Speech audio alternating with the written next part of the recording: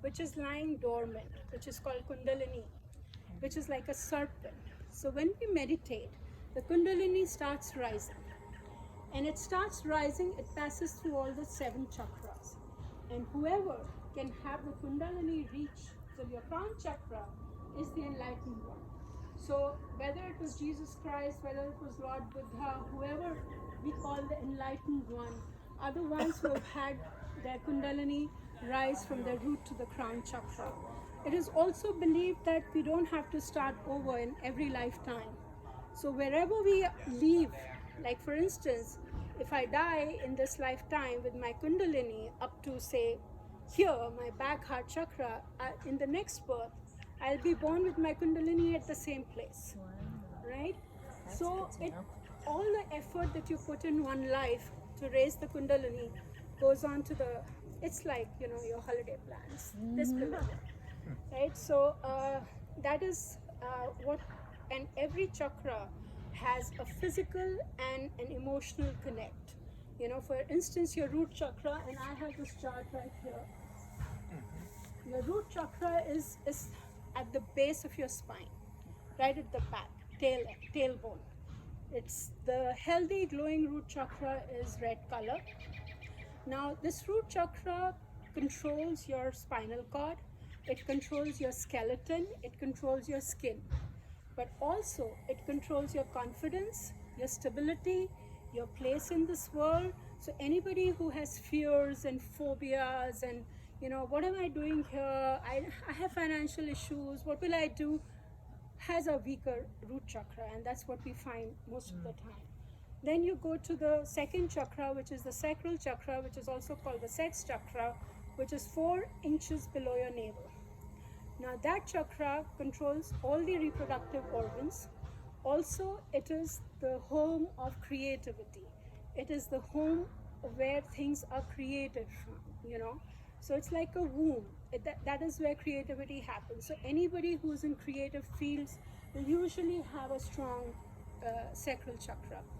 Then the third chakra is your navel chakra. Sacral chakra is orange color. The navel chakra is yellow. Now navel chakra is interesting. It controls our digestive system and all the organs in this area. But this is also where most of our negative energies reside. When we are nervous, when we are angry, what do? We first rush to the loo. Because and then you have an intuition, you feel it in your gut. So most of the energies that define us as human beings, negative or positive, reside here. This is where there is acidity. There's hydrochloric acid in our stomach. So there is fire here. Our anger resides here. Our greed, guilt, everything resides in our navel chakra. So when we work on navel chakra, especially with people with anger issues and people who are nervous or, all the negative energies which are hot, we work on the navel chakra. Then comes the heart chakra. Heart chakra is green in color. Heart chakra controls all the organs, circulatory system, your heart, your lungs, is all controlled by the heart chakra. But heart chakra is also the home of love. This is where love resides. This is where all the good emotions reside. Compassion, devotion, it all comes from the heart.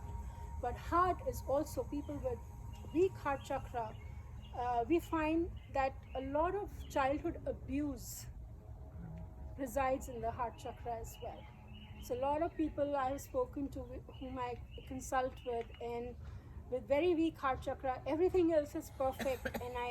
And this gentleman came to me, I said, do you have a childhood abuse issue? And he started crying. He said, yes, my father abused me. So the heart chakra tells a lot of stories, So also because of COVID, we don't do it, but when we start any meditation, we always tell people to open your heart chakra to the person on your right and give them a hug. So you open your heart chakra. Also, when you say namaste in Hindi, the correct thing is you take these thumbs and you put them on the heart chakra, which literally means that I'm opening my heart to you. So this is the way actual this thing. So heart chakra is all about acceptance, loving, opening it to other people.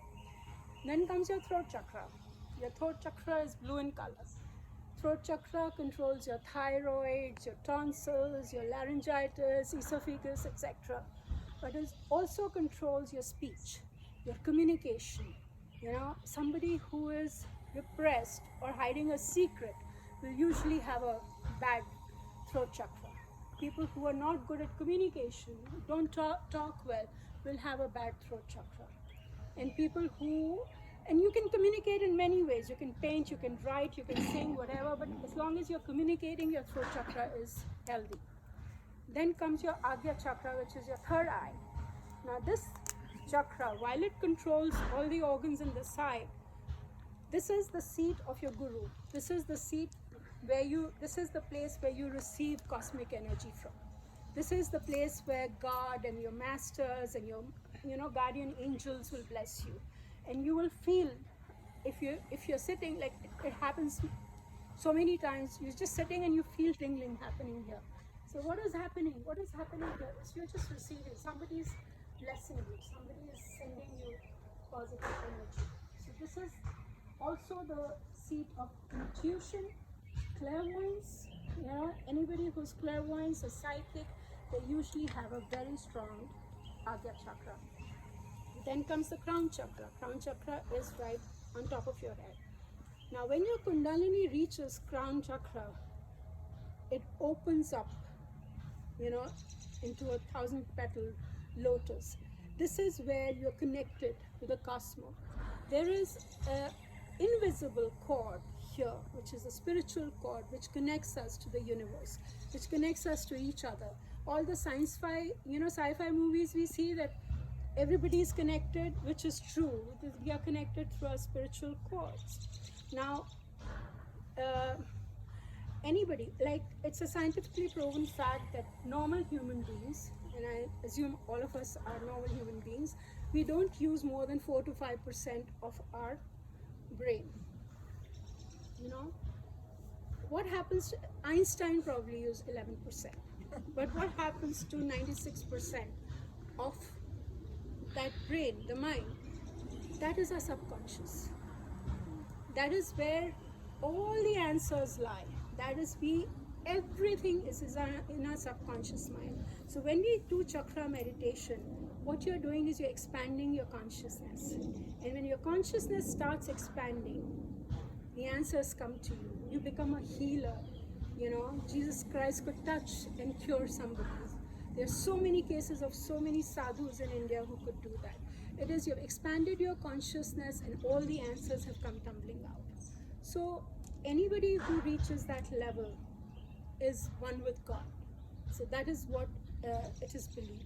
So enough of lecture. Now what I'll do is, this was just a basic introduction to chakras.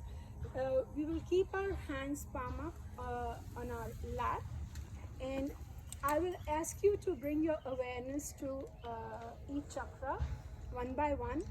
What you have to do is you have to visualize the energy from your hands going to that chakra. Imagine it is